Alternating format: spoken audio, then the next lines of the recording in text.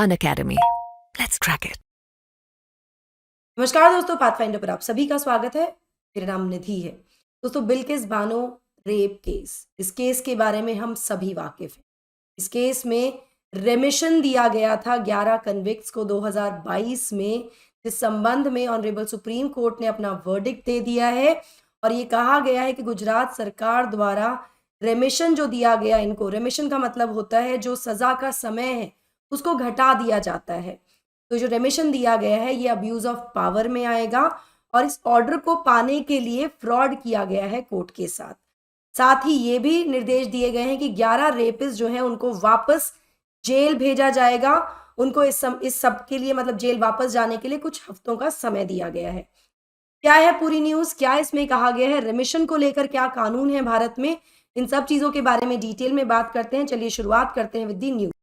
दोस्तों, supreme court ने struck down कर दिया रेमिशन जो कि दिया गया था 11 आरोपियों को, 11 दोषियों को in the Bilkis Bano gangrape case of 2002। यहाँ पर मैं आपको बता दूं, ये जो रेमिशन दिया गया था गुजरात सरकार के द्वारा दिया गया था 2022 में। रेमिशन क्या होता है? रेमिशन मतलब सजा जो होती है ना, जो पनिशमेंट होती है उसका टेन्योर घटा दिया जाता है। जैसे 5 साल की सजा है तो उसको घटाकर 1 साल कर दिया जाएगा, लेकिन nature of the punishment change नहीं किया जाता, कठोरता नहीं बदली जाती। जो ऑर्डर में दिया गया उसी तरह की सजा होगी, टाइम कम हो जाता है। ठीक है, यहाँ पर कोर्ट ने रूल किया कि गुजरात सरकार का जो डिसीजन था, जहां पर क्षमा किया गया था इनके सेंटेंसेस को और उनको छूट दे दी गई थी, उनको फ्री कर दिया गया था, ये इलीगल था। This was illegal. यहाँ पर कोट अनकोट कोर्ट ने कहा कि गुजरात गवर्नमेंट का कोई भी इसमें जुरिस्डिक्शन नहीं था to entertain the application for remission, कि जो उनके पास क्षमा की याचिका आई थी उसको एंटरटेन करने का कोई भी क्षेत्राधिकार, जुरिस्डिक्शन जो गुजरात गवर्नमेंट है उसके पास नहीं था, या फिर ऑर्डर पास करने के लिए गुजरात सरकार अप्रोप्रिएट गवर्नमेंट नहीं थी। तो जो डिसीजन लिया गया ये इलीगल है। यहाँ पर जो बेंच है ऑफ जस्टिस बीवी नागरत्ना एंड उज्जवल भुयान, उन्होंने कहा गुजरात गवर्नमेंट का कोई भी क्षेत्राधिकार नहीं था इस तरह की एप्लीकेशन को एंटरटेन करने के लिए for the convicts of Bilkis Bano gangrape case, या फिर इस तरह के ऑर्डर देने के लिए, as it was not the appropriate government, वो सही अप्रोप्रिएट गवर्नमेंट नहीं थी to do so under the relevant provisions of the law. सही प्रोविजंस के अंडर ऐसा करने वाली वो सही सरकार, अप्रोप्रिएट सरकार नहीं थी। क्यों नहीं थी इसके बारे में आगे डिस्कस करेंगे। Now Bilkis Bano gangrape case एक बार देख लेते हैं थोड़ा ब्रीफली। आई एम श्योर हम सभी को इस केस के बारे में पता है। सो बिल्किस बानो को गैंगरेप किया गया था और उनकी 3 साल की बेटी के साथ 14 और लोगों को मार दिया गया था मॉब के द्वारा ऑन 3 मार्च 2002 ड्यूरिंग राइट्स। दंगे भड़क गए थे लीमखेड़ा तालुका में, गुजरात के दाहोद डिस्ट्रिक्ट में। उस समय बिल्किस प्रेग्नेंट थी। नाउ ये जो 11 कन्विक्ट्स हैं इनको रिलीज कर दिया गया था गुजरात गवर्नमेंट के द्वारा under its रेमिशन and pre mature release policy on 15 अगस्त 2022।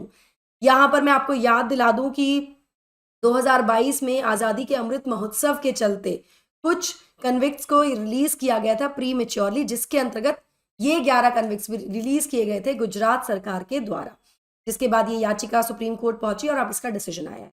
इसके बारे में और ज़्यादा डिटेल में बात करते हैं, रेमिशन पॉलिसी को अच्छे से समझते हैं दोस्तों। बट बिफोर मूविंग फॉरवर्ड, ये मेरा छोटा सा इंट्रोडक्शन है। This is my Telegram channel, जहां पर आप मुझे फॉलो कर सकते हैं मेरी सभी क्लास की अपडेट शेड्यूल्स पीडीएफ्स के लिए। एनडी लाइव 10 मेरा एक कोड है, एजुकेटर कोड है, जिससे कि आप अनलॉक कर सकते हैं एक्सक्लूसिव कंटेंट को हमारे प्लेटफॉर्म पर या फिर हमारे ऑफलाइन सेंटर्स में।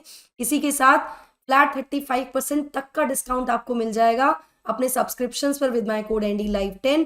These are the courses that we are offering you in a Karol Bagh Center। 35% आपको डिस्काउंट मिल रहा है। NDLive10 आपको कोड यूज करना है। ज़्यादा जानकारी के लिए आप सेंटर विजिट कर सकते हैं या फिर इस नंबर पर कॉल कर सकते हैं। इसके अलावा जो हमारा मुखर्जी नगर सेंटर है वो भी आप विजिट कर सकते हैं, यहाँ पर भी एडमिशंस ओपन है। अगेन NDLive10 आपको कोड यूज करना है to avail 35% discount on these courses. इस नंबर पर आप कॉल करके अपनी क्वेरीज रिजॉल्व कर सकते हैं। साथ ही प्रयागराज यूपी में भी एक सेंटर हमने स्टार्ट कर दिया है, जहां पर आपको ना केवल यूपीएससी फाउंडेशन कोर्स मिल रहा है बल्कि प्रीलिम्स का क्रैश कोर्स भी मिल रहा है, और साथ साथ यूपी पीसीएस फाउंडेशन कोर्स भी हम लेकर आए हैं वहां पर आपके लिए। क्योंकि ये इंट्रोडक्टरी बैचेस होंगे तो आपको यहाँ पर 40% तक का डिस्काउंट मिल जाएगा, लेकिन कोड आपको यूज करना है NDLive10। This is the number where you can call and contact for all your queries. इसके अलावा आप सभी की 2024 की तैयारी को और ज्यादा बेटर करने के लिए हम आपके लिए 2 क्रैश कोर्सेज लेकर आए हैं, जो कि इस प्रकार से हैं। सीसैट क्रैश कोर्स है और प्रीलिम्स क्रैश कोर्स है। अभी जाइए एनरोल कर लीजिए। हमारा जो करोल बाग सेंटर है, यहाँ पर आपको ये कोर्स मिल जाएगा। कोड अगेन आपको यूज करना है ND Live 10 दोस्तों। डिस्क्रिप्शन बॉक्स में और कमेंट सेक्शन में ना एक काउंसलिंग फॉर्म दिया है, उस फॉर्म को फिल कर लीजिए, आपको सारी डिटेल्स वहां मिल जाएंगी। साथ ही अगर आप UPSC की तैयारी करना चाहते हैं, आपके दिमाग में कोई भी संशय है, कोई भी डाउट्स हैं, तो हम एक एक्सक्लूसिव फ्री UPSC वर्कशॉप आपके लिए लेकर आए हैं, जिससे कि आपको बताया जाएगा कि कैसे आप IAS ऑफिसर बन सकते हैं अपने पहले अटेम्प्ट में। 14 जनवरी को वर्कशॉप होने वाली है हमारे करोल बाग सेंटर पर। इस QR कोड को स्कैन कीजिए और रजिस्टर कर लीजिए इस फ्री वर्कशॉप के लिए। चलिए अब बात करते हैं कि कोर्ट के सामने इशू क्या था, क्या मुद्दा था जिस पर डिसीजन लिया गया। तो यहाँ पे the issue was that essentially whether Gujarat government had the authority to issue the order for remission of the sentences और नॉट। ठीक है, ये जो क्राइम था ये कमिट हुआ था 3 मार्च 2002 को in the Chhaparwad village in Gujarat Dahod district. लेकिन ट्रायल जो हुए थे इस पूरे केस के, वो मुंबई में हुए थे, जहां पर एक स्पेशल कोर्ट ने कन्विक्ट और सेंटेंस किया था अक्यूज को इन 2008। ठीक है, तो एक स्पेशल कोर्ट गठित किया गया था जिसमें ट्रायल जो थे सारे मुंबई में हुए थे, यानी महाराष्ट्र में हुए थे। तो सुप्रीम कोर्ट के जजमेंट में ये कहा गया कि जो अप्रोप्रिएट गवर्नमेंट है, गुजरात को तो बोल दिया कि it is not the appropriate government, यहाँ पर ऑनरेबल कोर्ट ने कहा कि जो अप्रोप्रिएट गवर्नमेंट है टू डिसाइड रेमिशन, वो उस राज्य की सरकार होगी जहां पे अक्यूज को सेंटेंस किया गया था, जहां पर उनको सजा दी गई थी। ठीक है, जिसके क्षेत्राधिकार में, और वो राज्य की सरकार नहीं जिसकी टेरिटोरियल लिमिट्स में ये क्राइम हुआ है, ये ऑफेंस कमिट किया गया है, या फिर उनको इम्प्रिजन किया गया है। तो मतलब जहां पर ट्रायल चला है, जहां पर उनको सजा दी गई है, उस कोर्ट के उस राज्य की सरकार कॉम्पिटेंट है या अप्रोप्रिएट गवर्नमेंट है to decide on the remission and not the state government जहां पर ये क्राइम हुआ था या जहां पर उनको इम्प्रिजन किया गया। ठीक है, तो कोर्ट ने रूल किया कि जो कॉम्पिटेंट गवर्नमेंट है इस मैटर में would be the Maharashtra government, not the Gujarat government. इसीलिए रेमिशन के ऑर्डर को गुजरात गवर्नमेंट के इलीगल घोषित किया गया, डिसाइड किया गया। चलिए, ये तो हुआ केस। अब बात करते हैं laws on remission of sentences in India. तो हमारे संविधान में आर्टिकल 72 और आर्टिकल 161 जो है वो क्षमादान का अधिकार की बात करते हैं, जहां पर आर्टिकल 72 राष्ट्रपति के क्षमादान के अधिकार की बात करते हैं और आर्टिकल 161 गवर्नर के क्षमादान के अधिकार की बात करते हैं, जहां पर वो पार्डन कर सकते हैं कन्विक्ट को, या सस्पेंड कर सकते हैं, रेमिट कर सकते हैं, कम्यूट कर सकते हैं सेंटेंसेस को पास बाय द कोर्ट्स। यहाँ पर मैं आपको बता दूं, मृत्यु दंड के केस में केवल राष्ट्रपति के पास अधिकार है क्षमादान का, गवर्नर के पास नहीं है, मतलब पार्डन नहीं किया जा सकता। ठीक है, दो रेमिशन हो सकता है, कम्यूटेशन हो सकता है। ठीक है, नाउ स्टेट गवर्नमेंट्स के पास भी अधिकार है टू रेमिट सेंटेंसेस, क्षमा करने का अधिकार है अंडर सेक्शन 432 ऑफ CRPC।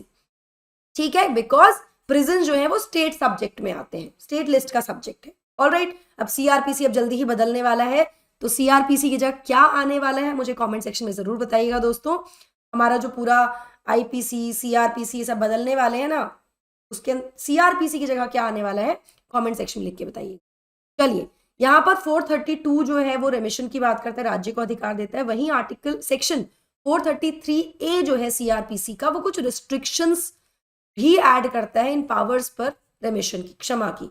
यहाँ पर ये कहा गया है कि यदि सेंटेंस जो इम्प्रिजनमेंट का है फॉर लाइफ, मतलब आजीवन कारावास है, वो इम्पोज किया गया है किसी कन्विक्शन पर, on conviction of a person, किसी दोषी को फॉर एन ऑफेंस जहां पर death is one of the punishments provided by law, जहां पर मृत्युदंड भी दिया जा सकता है, या फिर जहां पर सेंटेंस ऑफ डेथ मतलब मृत्युदंड को कम्यूट कर दिया गया है अंडर सेक्शन 433 इनटू आजीवन कारावास, मृत्युदंड की जगह उसको बदलकर आजीवन कारावास कर दिया है, तो ऐसे व्यक्ति को नहीं रिलीज किया जा सकता फ्रॉम प्रिजन अनलेस उसने एटलीस्ट 14 साल का कारावास या सजा ना काट ली हो। इस केस में ये लागू होता है।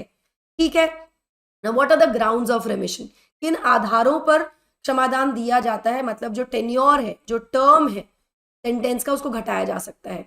तो यहाँ पर स्टेट जो है वो क्या करते हैं, सेंटेंस रिव्यू बोर्ड सेटअप किए जाते हैं जो कि एक्सरसाइज करते हैं powers under section 432 of CRPC।